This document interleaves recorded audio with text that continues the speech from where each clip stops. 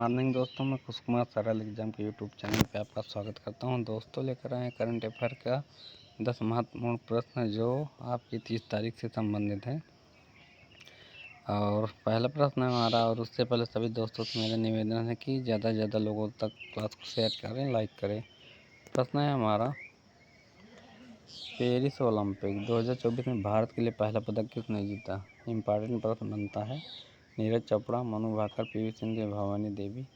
सही जवाब है इसका बी ऑप्शन, मनु भाकर ने पहला पदक कहाँ से जीता है इसमें। अब इनके बारे में बताएं तो मनु भाकर पेरिस ओलंपिक 2024 में पहला पदक जीता भारत के लिए। उन्होंने कांस्य पदक जीता और ओलंपिक शूटिंग में पदक जीतने वाली पहली भारतीय बन गई। ठीक।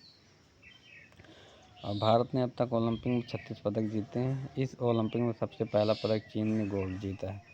और ओलंपिक में भारतीय निशानेबाजी में ये पदक आया है। ठीक। और इसके पहले ओलंपिक में किसने पदक जीता? तो अभिनव बिंद्रा 2008 में, फिर विजय कुमार 2012, गगन नारंग 2012 और मनु भाकर अब की 2024। और 2024 पेरिस ओलंपिक के 2024 में भारत के मेडल में खाता खुला है। यह खाता स्टार निशानेबाज मनु भाकर ने जीता। उन्होंने 10 मीटर एयर पिस्टल में ब्रांज मेडल जीता। और पहले स्थान पर और दूसरे स्थान पर कहाँ की थी? दक्षिण कोरिया की थी।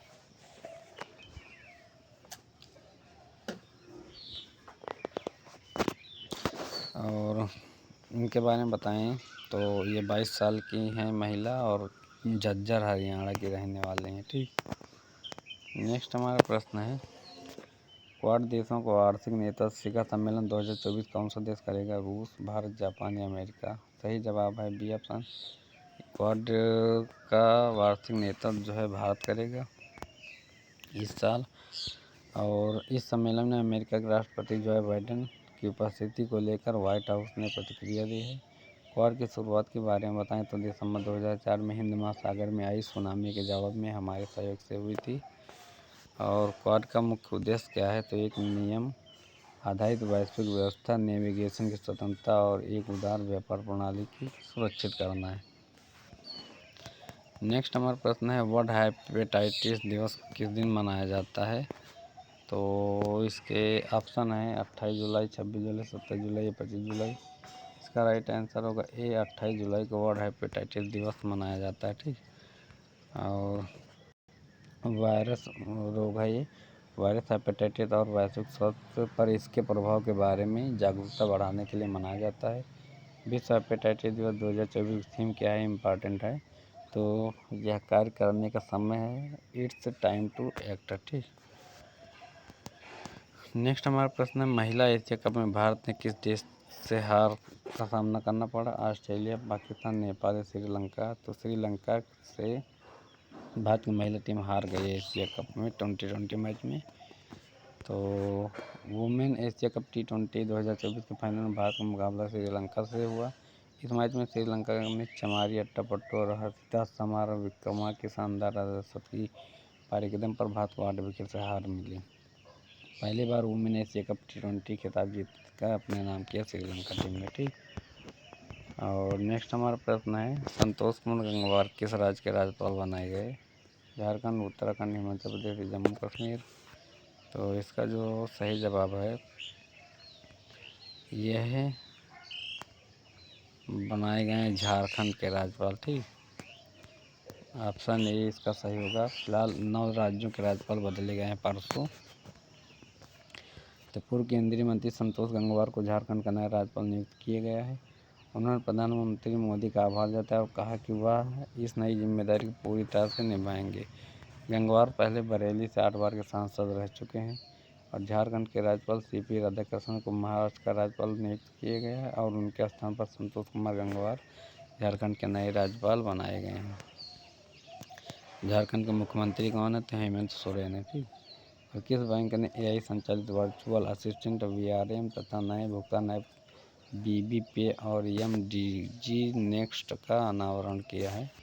तो SBI, BOB, HDFC या कोटक? तो इसका सही जवाब होगा बैंक ऑफ बड़ौदा होगा। ठीक।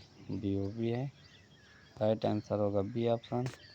अब बैंक ऑफ बड़ौदा ने एआई संचालित वर्चुअल असिस्टेंट वीआरएम तथा नए भुगतान ऐप बॉबी पे और यम डिजिटल नेक्स्ट का अनावरण किया है। बॉब का जेन एआई संचालित वीआरएम बैंक उत्पादों और सेवाओं पर वास्तविक समय की ज़रूरत प्रदान करता है, साथ ही विशिष्ट बैंकिंग सेवाओं के लिए ग्राहकों की ज़रूरतों को भी पूरा करता है। ठीक, नेक्स्ट हमारे प्रश्न है, टाइफून गेमी ने किन देशों में तबाही मचाई? चीन, ताइवान, फिलीपींस, ये सभी। तो टाइफून नाम का जो तूफान है इन तीनों देशों में आया है और इसकी वजह से वहाँ जनजीवन अस्त व्यस्त हो गया है। चक्रवाती तूफान गेमी ताइवान से पहले फिलीपींस में भी तबाही मचा चुका है। पश्चिमी प्रशांत महासागर से उठा है, याद रखना कहाँ से उठा, तो पश्चिमी प्रशांत महासागर। और उठे तूफान ने फिलीपींस में 22 लोगों की जान ले ली और 200 से ज़्यादा लोग घायल हो गए। ठीक, नेक्स्ट हमारा प्रश्न है, भारत के 500वें रेडियो स्टेशन का उद्घाटन कहाँ हुआ? तो इम्पॉर्टेंट प्रश्न है ये। सिक्किम, मिजोरम, अरुणाचल प्रदेश या हिमाचल प्रदेश। तो इसका जो राइट आंसर होगा मिजोरम में इसका उद्घाटन किया गया है। और इसका उद्घाटन किसने किया? तो सूचना एवं प्रसारण मंत्री जो हैं अश्विनी वैष्णव ने किया है। और राज्य मंत्री वहाँ के कौन थे? तो एल मुरुगन और मिजोरम के मुख्यमंत्री लालधुमा के साथ ऑनलाइन रूप से भारत के 500वें सामुदायिक स्टेशन का उद्घाटन किया गया है। यह अपना रेडियो 990.0 FM भारतीय जनसंचार संस्थान आइजोल का संचालित रेडियो स्टेशन है। ठीक, और नेक्स्ट हमारा प्रश्न है, म्यांमार में आयोजित बिम्स्टेक की बैठक को किसने संबोधित किया? नरेंद्र मोदी, अजीत डोभाल, राजनाथ सिंह या अमित शाह? सही जवाब होगा बी, अजीत डोभाल ने इसको संबोधित किया है। और अजीत डोभाल कौन है? तो राष्ट्रीय सुरक्षा सलाहकार हैं जो डोभाल म्यांमार के नेपिडा में बिम्स्टेक की बैठक में संबोधित किया। बिम्स्टेक सुरक्षा प्रमुखों में म्यांमार के प्रधानमंत्री वरिष्ठ जनरल मिन आंग हलाइंग के साथ बैठक हुई है। और इसका उद्देश्य क्या है?